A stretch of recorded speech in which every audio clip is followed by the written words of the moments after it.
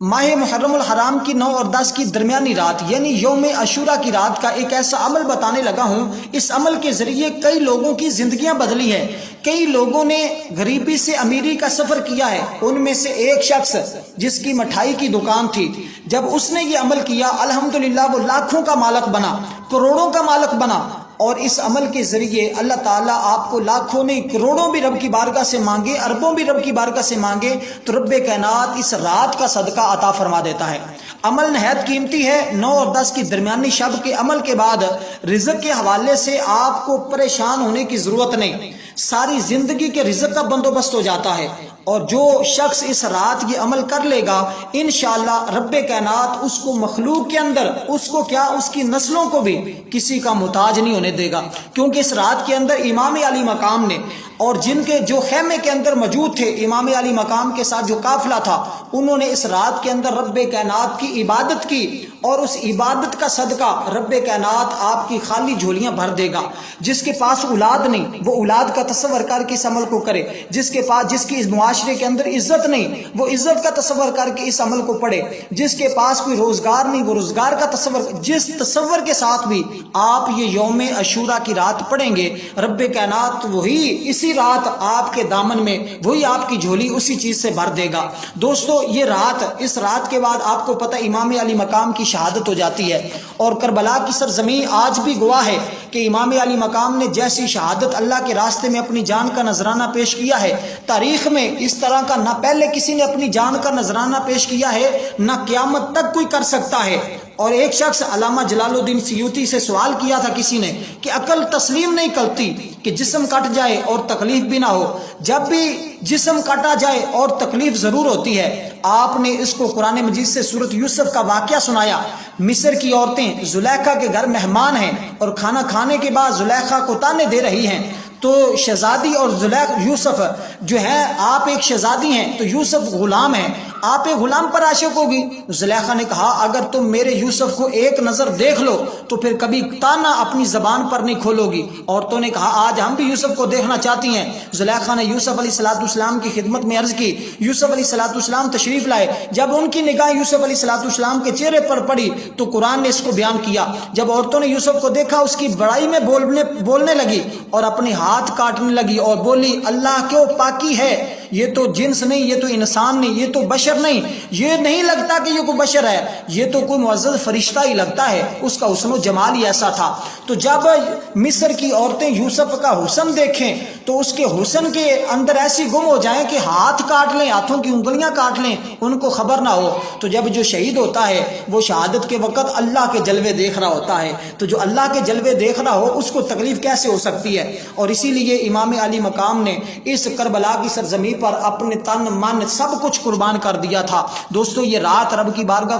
بارگاہ سے مانگنے کی رات ہے۔ جو کچھ بھی آپ امام حسین کا صدقہ مانگیں گے رب کائنات خالی جھولیاں بھر دے گا۔ عمل نہایت قیمتی ہے، جو کچھ بتا رہا ہوں اس پر عمل کر کے آپ نے ضرور اس وظیفے کو کرنا ہے۔ اس قیمتی عمل کو جاننے کے لیے ایک بات ہمیشہ کہتا ہوں، ویڈیو کو اول سے لے کر آخر تک دیکھیں گے تو اجازت ہوتی ہے، سکپ کریں گے تو پھر آپ کسی جگہ پر غلطی کریں گے، کیونکہ کچھ چیزیں شروع میں بتا دی ہوتی ہیں، جو کچھ چیزیں درمیان میں ہوتی ہیں، کچھ آخر میں ہوتی ہیں، اور کچھ واقعے بھی بتاتا ہوں تاکہ آپ کا ذوق اور شوق زندہ رہے۔ تو آپ تھوڑا سا ٹائم نکال کر اس قیمتی عمل کو سمجھ لیں، مکمل سن لیں، تاکہ آپ اس سے مکمل فائدہ حاصل کریں اور آپ بھی انشاءاللہ روزگار کے حوالے سے رزق کے حوالے سے پریشان ہونا چھوڑ دیں۔ میں آپ کو بتا دوں وہ شخص جس نے اس عمل کو کیا تھا وہ کہنے لگا کہ وظیفہ کرنے کا طریقہ بھی بتا رہا ہوں کہ عشاء کی نماز کے بعد وضو حالت وضو میں آپ نے یہ عمل کرنا ہے۔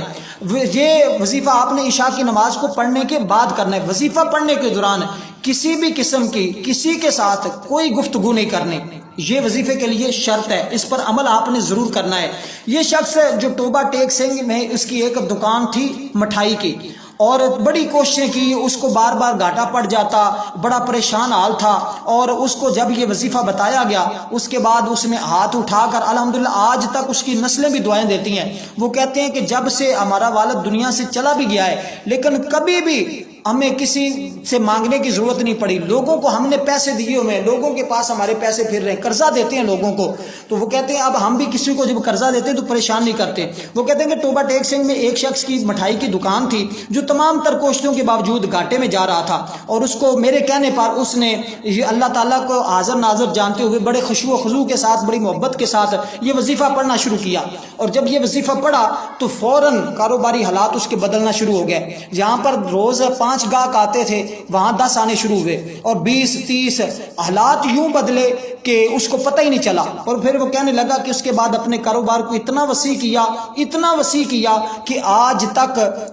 تک وہ کاروبار وسیع ہوتا چلا جا رہا ہے، کبھی بھی کسی بھی جگہ نقصان نہیں ہوا۔ اور حالات آپ کے بھی ایسے ہی بدلیں گے، آپ کا کوئی بھی کاروبار ہے انشاءاللہ اسی میں رب کائنات آپ کو اتنی برکت دے گا، اتنی وسعت دے گا کہ آپ پریشان ہونا چھوڑ دیں گے۔ اور اللہ تعالیٰ کی بارگاہ میں آپ نے یہ بات ایک ذہن میں رکھیے گا، جب بھی رزق بڑھنا شروع ہو جائے اس عمل کے بعد آپ اس میں سے اللہ کے راستے میں ضرور خرچ کیا کریں اور اللہ تعالیٰ کا حصہ نکالا کریں، اور جو چیز دسترخوان کے اوپر آپ گرائیں یا آپ کے بچے گرائیں وہ بھی اگر کھانے والی ہو تو اٹھا کر ضرور کھایا کریں۔ یہ آپ نے ضرور اس بات پر عمل کرنا ہے، اور اس کے ساتھ اس عمل کو آپ نے اس نیت کے ساتھ کرنا ہے کہ اللہ تعالیٰ میرے رزق میں میری وسعت پیدا فرما دے، اور مجھے زندگی بھر صدقہ اس رات کا، صدقہ شہداء کرب و بلا کا، جنہوں نے اس رات یوم عاشوراء کی رات میں عبادت کی، اس رات کا صدقہ رب کائنات میری بھی یہ عبادت قبول فرما کر مجھے اس کا اجر عطا فرمائے، اور ایسا اجر عطا فرمائے جو قیامت تک ختم نہ ہو۔ یہ جب آپ الفاظ کہہ دیں گے انشاءاللہ آپ کے گھر سے رزق کبھی ختم نہیں ہوگا، اور اتنا رزق آئے گا کہ آپ سے سنبھالنا مشکل ہو جائے گا۔ اور میں آپ کو بتا دوں، آپ جو یوم عاشوراء کے دن کی رات کی دعا کے اندر اپنا نام شامل کروانا چاہتے ہیں تو کمنٹ میں آپ ایک تسبیح درود پاک کی جو آپ کو یاد ہے آسانی کے ساتھ، چاہے چھوٹا درود پاک یا بڑا درود پاک جو آپ کو یاد ہے وہ درود پاک پڑھ کر کمنٹ میں اپنا نام لکھیے گا اور ساتھ اپنا مقصد لکھیے گا۔ انشاءاللہ ہم بھی دعا کریں گے، اور ساتھ جس شخص نے یہ وظیفہ کرنا ہے وہ اپنا نام بھی لکھ دے اور ساتھ یہ کہہ دے کہ میں یہ وظیفہ کر رہا ہوں، انشاءاللہ اس کی پوری نگرانی بھی ہوگی، اور انشاءاللہ تعالی اس کو اس عمل کا پورا فائدہ بھی حاصل ہوگا، کیونکہ ہم ٹھوسلے نہیں مارتے۔ الحمدللہ ہم قرآن و حدیث کے مطابق آپ کو یہ وظیفہ قرائیں گے۔ یہ سورۃ الانبیاء کی ایک آیت ہے، اس کو آپ نے اس ترتیب کے ساتھ پڑھنا ہے کہ اس کے اول آخر آپ نے ایک 100 مرتبہ یعنی کہ ایک تسبیح درود پاک کی پڑھنی ہے۔ درود پاک جو بھی آپ کو درود پاک آتا ہے، چاہے صلی اللہ علی نبی الامی صلی اللہ علیہ وسلم یہ درود پاک پڑھ لیں، یا جو آپ کو آتا ہے صلی اللہ علیہ وسلم، یہ سب سے چھوٹا درود پاک ہوتا ہے۔ 100 تسبیح یعنی کہ 100 بار آپ نے شروع میں پڑھنا ہے، 100 بار آخر میں پڑھنا ہے۔ ایک تسبیح جو 100 دانوں والی ہوتی ہے 100 بار شروع میں، 100 بار آخر میں، درمیان میں 3 تسبیح آپ نے یہ کلمات پڑھنے ہوں گے، یہ یاد کر لیں۔ سورۃ الانبیاء کی یہ آیت ہے، اور یہ آیت بالکل اتنی نہیں پڑھنی جتنی بعض لوگ بتاتے ہیں، یہ آپ نے پوری جتنی میں پڑھ کر سناؤں گا اتنی پڑھنی ہوگی، اور جو میں نے پیچھے شرائط بیان کی ان پر عمل کرنا ضروری ہوگا۔ اور وہ آیت بینات یہ ہے کہ لا الہ الا انت سبحانک انی کنت من الظالمین فاستجبنا له ونجیناہ من الغم وکذالک ننجی المؤمنین۔